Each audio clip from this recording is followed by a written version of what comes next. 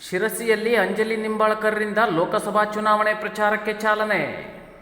ಉತ್ತರ ಕನ್ನಡ ಜಿಲ್ಲಾ ಲೋಕಸಭಾ ಕಾಂಗ್ರೆಸ್ ಅಭ್ಯರ್ಥಿಯಾದ ಅಂಜಲಿ ನಿಂಬಾಳ್ಕರ್ ಅವರು ಇಂದು ಶಿರಸಿ ನಗರದ ಬ್ಲಾಕ್ ಕಾಂಗ್ರೆಸ್ ಆಫೀಸಿನಲ್ಲಿ ಚುನಾವಣಾ ವಾರ್ ರೂಮ್ ಅನ್ನು ಉದ್ಘಾಟಿಸಿದರು. ನಂತರ ಅಂಬೇಡ್ಕರ್ ಸಭಾಭವನದಲ್ಲಿ ನಡೆದ ಉತ್ತರ ಕನ್ನಡ ಜಿಲ್ಲಾ ಲೋಕಸಭಾ ಚುನಾವಣೆಯ ಪ್ರಚಾರಕ್ಕೆ ಚಾಲನೆ ನೀಡಿದರು. ಈ ಸಂದರ್ಭದಲ್ಲಿ ಶಾಸಕರಾದ ಭೀಮಣ್ಣ ನಾಯ್ಕ್, ಆರ್ ವಿ ದೇಶಪಾಂಡೆ, ಸಚಿವ ಮಂಕಾಳ ಎಸ್ ವೈದ್ಯ, ಜಗದೀಶ್ ಗೌಡ್ರು, ಸತೀಶ್ ನಾಯ್ಕ್, ದೀಪಕ ದೊಡ್ಡೂರು ಮೊದಲಾದವರು ಹಾಜರಿದ್ದರು.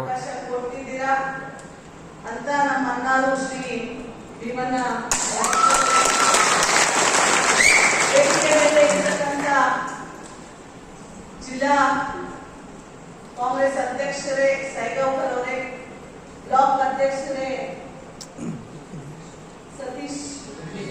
ಜಗದೀಶ್ ಗೌಡ್ರೆ, ನನ್ನ ಪೂಜಾರಿ ಬಿಟ್ಟು ನೋಡಿ ನಿಮ್ಮ ಮಾತನ್ನೇ ಹೆಸರನ್ನೇ ಗ್ಯಾರಂಟಿ ಇಂಪ್ಲಿಮೆಂಟೇಷನ್ ಕಮಿಟಿ ಜಿಲ್ಲಾಧ್ಯಕ್ಷ ನಾಯ್ಕ್ ಅವರೇ,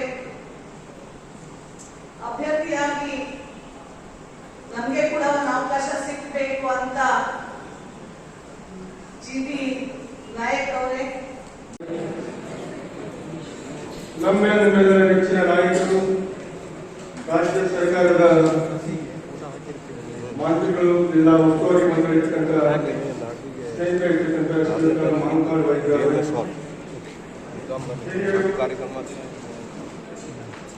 ರಾಜ್ಯ ಸರ್ಕಾರದ ಆಡಳಿತ ಸುಧಾರಣಾ ಅಧ್ಯಕ್ಷರು, ನಮ್ಮ ನಾಯಕ ಇರ್ತಕ್ಕಂಥ ಶ್ರೀಯುತ ಆರ್ ವಿ ದೇಶಪಾಂಡೆ ಸರ್ ಅವರೇ, ಈ ಕಾರ್ಯಕ್ರಮದ ಕೇಂದ್ರ ಬಿಂದು ಮತ್ತು ಕೆನಡಾ ಲೋಕಸಭೆಯ ನಮ್ಮೆಲ್ಲರ ನೆಚ್ಚಿನ ನಾಯಕಿ ಅಭ್ಯರ್ಥಿಯಾಗಿರ್ತಕ್ಕಂಥ ಶ್ರೀಮತಿ ಅಂಜಲಿ ನಿಂಬಾಳ್ಕರ್ ಅವರೇ, ಬ್ಲಾಕ್ ಅಧ್ಯಕ್ಷ ಇರ್ತಕ್ಕಂಥ ಜಗದೀಶ್ ಗೌಡ್ರು ಅವರೇ, ಮನ್ಸೆ ಅವರೇ, ನಾಗೇಕರ್ ಅವರೇ, ಸತೀಶ್ ಅವರೇ, ಉಮಾ ಅವರೇ, ಜೆಡಿ ನಾಯ್ಕ ಅವರೇ, ವೇದಿಕೆ ಗೌರವವನ್ನು ಅರ್ಪಿಸಿ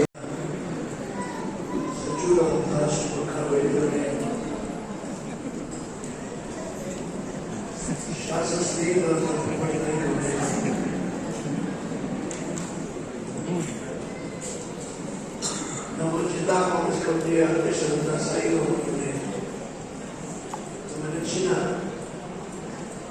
ಅಭ್ಯರ್ಥಿಯಾದಂತಹ ಗೌರವಾನ್ವಿತ ಅಂಜಲಿ ನಿಂಬಾಳ್ಕರ್,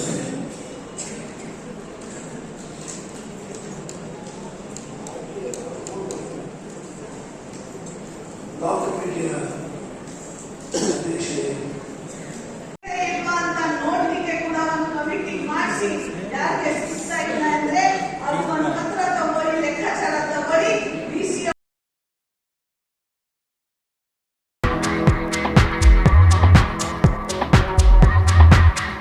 ಏಪ್ರಿಲ್ 7ರಂದು ಶಿರ್ಸಿಯಲ್ಲಿ ಬೃಹತ್ ಉದ್ಯೋಗ ಮೇಳ, ಶಿಕ್ಷಕ ಶಿಕ್ಷಕಿಯರ ನಿರಂತರ ಸಹಾಯವಾಣಿ Sirsi, PGSS institute of fire and safety hotel management ಹಾಗೂ ಮಾರಿಕಂಬ ಕಾಲೇಜು ಅಭಿವೃದ್ಧಿ ಸಮಿತಿಯ ಆಶ್ರಯದಲ್ಲಿ ಏಪ್ರಿಲ್ 7ರಂದು ಬೆಳಿಗ್ಗೆ 9 ಗಂಟೆಯಿಂದ ನಗರದ ಮಾರಿಕಂಬ ಶಿಕ್ಷಣ ಮಹಾವಿದ್ಯಾಲಯದಲ್ಲಿ ಬೃಹತ್ ಉದ್ಯೋಗ ಮೇಳ, ಉತ್ತಮ ಶಿಕ್ಷಕರ ಹಾಗೂ ಉತ್ತಮ ಶಿಕ್ಷಣ ಸಂಸ್ಥೆ ಪ್ರಶಸ್ತಿ ಪ್ರದಾನ ಸಮಾರಂಭ ಹಾಗೂ fashion designing exhibition come sale ಕಾರ್ಯಕ್ರಮ.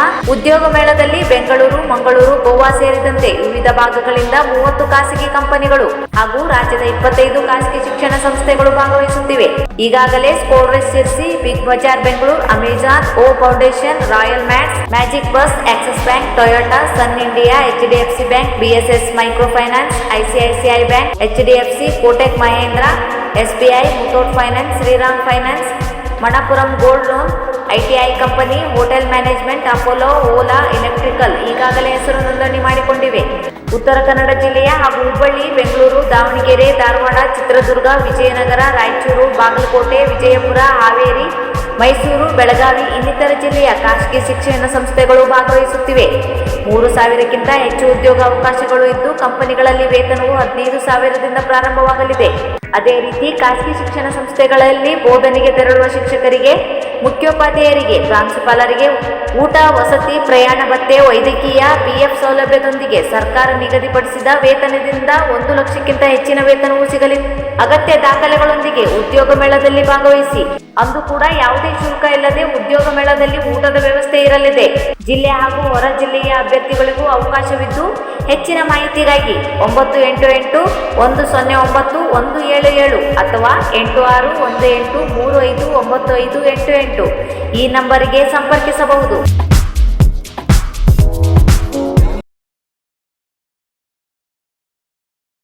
ಶಿರಸಿ ಮಾರಿಕಾಂಬಾ ಜಾತ್ರೆ 1.75 ಕೋಟಿ ರು ಕಾಣಿಕೆ ಸಂಗ್ರಹ. ಅದ್ದೂರಿಯಾಗಿ ನಡೆದ 9 ದಿನಗಳ ಶಿರಸಿ ಶ್ರೀ ಮಾರಿಕಾಂಬೆ ದೇವಿಯ ಜಾತ್ರೆಯಲ್ಲಿ ದೇವಸ್ಥಾನಕ್ಕೆ 1.75 ಕೋಟಿ ರೂಪಾಯಿಗಳಿಗೂ ಹೆಚ್ಚಿನ ಕಾಣಿಕೆ ಸಂಗ್ರಹವಾಗಿದೆ. ಮಾರ್ಚ್ 20ರಿಂದ ದೇವಿಯ ದರ್ಶನ ಆರಂಭಗೊಂಡಿದ್ದು 27ರ ಬೆಳಗ್ಗೆ 10:30 ಅವಧಿಗೆ ಸಂಗ್ರಹವಾಗಿರುವ ಮೊತ್ತ ಇದಾಗಿದೆ. ಬಿಡಕಿ ಬೈಲಿನ ಜಾತ್ರಾ ಗದ್ದುಗೆಯಲ್ಲಿ ಇಡಲಾಗಿದ್ದ 2 ಕಣಜ, 7 ಕಾಣಿಕೆ ಡಬ್ಬಿಗಳಿಗೆ ಲಕ್ಷಾಂತರ ಭಕ್ತರು ದೇವಿಯ ದರ್ಶನ ಪಡೆದುಕೊಂಡು ಕೈಲಾದಷ್ಟು ಕಾಣಿಕೆ ಸಲ್ಲಿಸಿದ್ದರು. ಜಾತ್ರೆ ಮುಕ್ತಾಯಗೊಂಡ ಬಳಿಕ ಕಾಣಿಕೆ ಡಬ್ಬಿಗಳನ್ನು ದೇವಸ್ಥಾನದಲ್ಲಿ ತೆರೆದು ಸಂಪೂರ್ಣ ಎಣಿಕೆ ಮಾಡಲಾಗಿದೆ. 100ಕ್ಕೂ ಹೆಚ್ಚು ಸ್ವಯಂ ಸೇವಾ ಕಾರ್ಯಕರ್ತರು, ದೇವಸ್ಥಾನ ಸಿಬ್ಬಂದಿ, ಬ್ಯಾಂಕ್ ಸಿಬ್ಬಂದಿ ನಗದು ಎಣಿಕೆ ಕಾರ್ಯ ನಡೆಸಿದರು. ಬಂಗಾರದ ಮೂಗುಬೊಟ್ಟು, ತಾಳಿಗಳು, ಬೆಳ್ಳಿಯ ತೊಟ್ಟಿಲು, ಕಣ್ಣುಗಳು ಕಾಣಿಕೆ ಹುಂಡಿಯಲ್ಲಿ ಸಿಕ್ಕಿವೆ. ಸಂತಾನ ಭಾಗ್ಯ ಹರಕೆ ಫಲಿಸಿದ ಕಾರಣ ಬೆಳ್ಳಿಯ ತೊಟ್ಟಿಲುಗಳನ್ನು ಭಕ್ತರು ಕಾಣಿಕೆಯಾಗಿ ನೀಡಿದ್ದಾರೆ. ಉಳಿದಂತೆ ಭಟ್ಕಳ ಸಾರಿಗೆ ಡಿಪೋ ಹೆಸರಲ್ಲಿ 3,500 ರೂಪಾಯಿಗಳು ನಗದು ಹಣವನ್ನು ದೇವಿಗೆ ಸಮರ್ಪಿಸಲಾಗಿದೆ. ಉಳಿದಂತೆ 10ನೇ ತರಗತಿಯ ಪರೀಕ್ಷೆ ಉತ್ತೀರ್ಣವಾಗಲೆಂದು ಕೆಲ ವಿದ್ಯಾರ್ಥಿಗಳು ಪತ್ರದಲ್ಲಿ ಬರೆದು ದೇವಿಗೆ ಸಮರ್ಪಿಸಿದ್ದಾರೆ ಎಂದು ದೇವಾಲಯದ ಮೂಲಗಳು ಮಾಹಿತಿ ನೀಡಿವೆ. 2.60 ಲಕ್ಷ ಲಡ್ಡುಗಳು ಖಾಲಿಯಾಗಿವೆ. 1 ಲಕ್ಷ ಭಕ್ತರಿಗೆ ಮಾರಿಗುಡಿ ಬಳಿ ಉಚಿತ ಅನ್ನಪ್ರಸಾದ ವಿತರಿಸಲಾಗಿದೆ. ತಲಾ 2 ಲಕ್ಷಕ್ಕೂ ಹೆಚ್ಚಿನ ಉಡಿ, ಕುಂಕುಮ ಪ್ರಸಾದಗಳು ಮಾರಾಟವಾಗಿವೆ ಎಂದು ದೇವಾಲಯ ಆಡಳಿತ ಮಂಡಳಿ ಅಧ್ಯಕ್ಷ ಆರ್.ಜೆ. ನಾಯ್ಕ್ ಮಾಹಿತಿ ನೀಡಿದ್ದಾರೆ.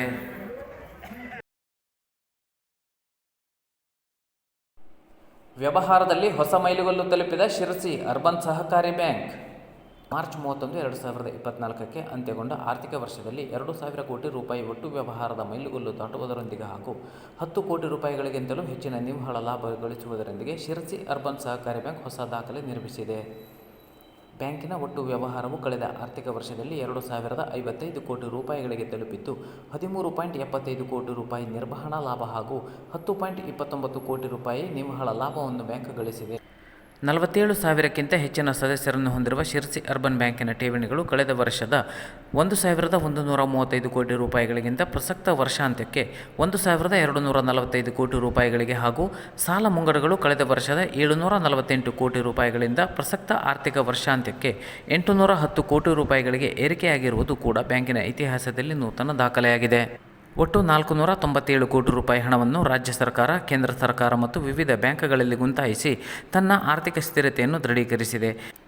ಬ್ಯಾಂಕ್ ಈ ವರ್ಷ ತನ್ನ ಷೇರು ಬಂಡವಾಳವನ್ನು ಕಳೆದ ವರ್ಷದ 30.27 ಕೋಟಿ ರೂಪಾಯಿಗಳಿಂದ ಪ್ರಸಕ್ತ ಆರ್ಥಿಕ ವರ್ಷಾಂತ್ಯಕ್ಕೆ 34.12 ಕೋಟಿ ರೂಪಾಯಿಗಳಿಗೆ ಹೆಚ್ಚಿಸುವುದರ ಮೂಲಕವಾಗಿ ಶೇಕಡ 12.72% ವೃದ್ಧಿ ದಾಖಲಿಸಿದೆ.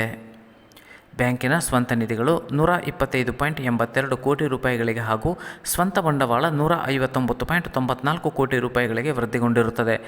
ಬ್ಯಾಂಕಿನ ನಿಕ್ಕಿ ಅನುತ್ಪಾದಕ ಆಸ್ತಿಗಳ ಪ್ರಮಾಣವು ಸತತವಾಗಿ %0ಗೆ ಕಾಯ್ದುಕೊಂಡು ಬಂದಿರುವುದು ಹೆಮ್ಮೆಯ ವಿಷಯವಾಗಿದೆ. ಬ್ಯಾಂಕು ಒಟ್ಟು 18 ಶಾಖೆಗಳು ಹಾಗೂ 12 ವಿಸ್ತರಣಾ ಕೌಂಟರ್ಗಳನ್ನು ಹೊಂದಿದ್ದು 24x7 ಬ್ಯಾಂಕಿಂಗ್ ವ್ಯವಹಾರಕ್ಕಾಗಿ ಹೊಸ ಡಿಜಿಟಲ್ ಬ್ಯಾಂಕಿಂಗ್ ಸೌಲಭ್ಯಗಳು ಗ್ರಾಹಕರಿಗೆ ಲಭ್ಯವಿರುತ್ತವೆ.